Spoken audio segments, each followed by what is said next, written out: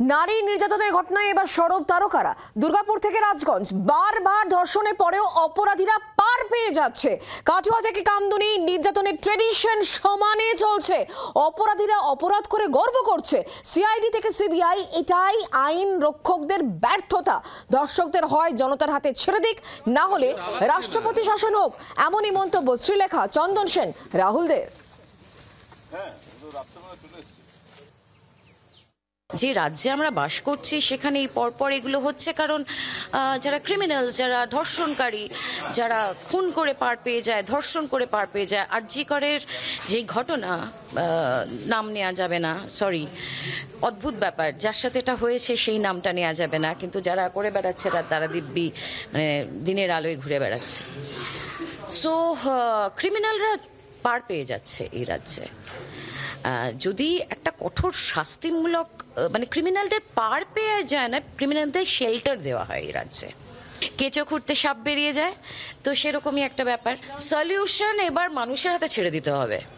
মানুষ যদি আইডেন্টিফাই করতে পারে একদম ঠিকভাবে, তাদেরকে সেইখানেই পুঁতে দিতে হবে। না, এটা তো একটা সংস্কৃতি।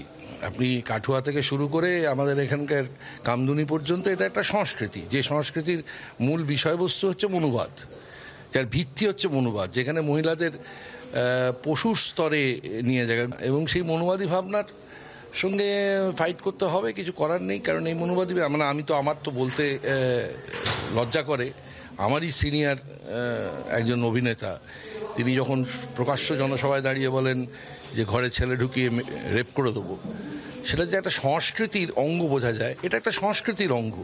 যেখান থেকে দাঁড়িয়ে এরা এইটাই বলবে, আর কিছু অন্য কিছু বলবে না। পুরো রাজ্যটার একটা ক্রিমিনালাইজেশন হয়েছে, এবং